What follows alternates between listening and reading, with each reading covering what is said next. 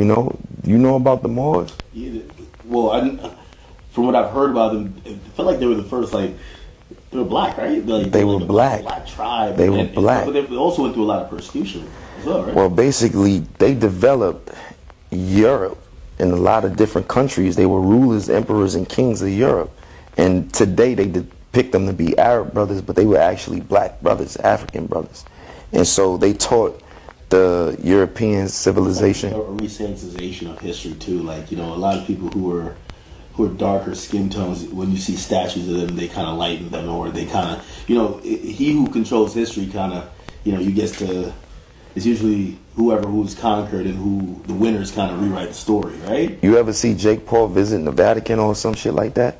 He be going off like, they got this person as a merchant. This is a Moorish queen. She ruled for da-da-da-da-da. Yo, this is crazy, like da-da-da. And he be catching backlash on TikTok off that shit, like, you know what I'm saying? But it's the truth.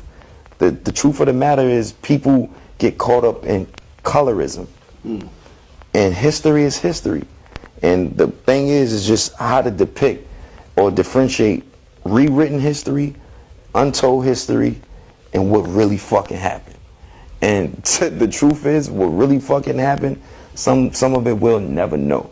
But I do have, an idea of what, happened. And it, legend has it that these guys, history tells it that these guys came to Europe at a time where, they were sleeping in the cabins with the animals, and it was like a bunch of diseases and stuff. And we taught them running water and soap. We bought that there. We bought architecture there. We built those temples and, palaces and, all of that stuff. That was done by African, architects.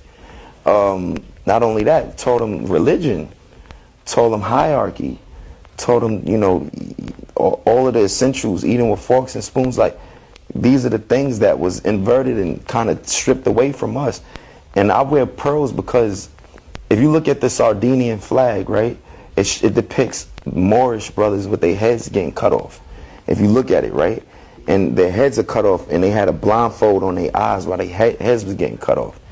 And now, I think in like the, 40s or 60s or something like that, they re-illustrated it and put the headbands on the head, and that's why I wear the t-shirts and shit how I do, because they said it was too vulgar and it was just too offensive, and every year, do you know that there was African rulers of Spain, African rulers, of Italy, African rulers of these different places. They were black kings, and there was an interracial genocide that happened that predates a whole lot of shit.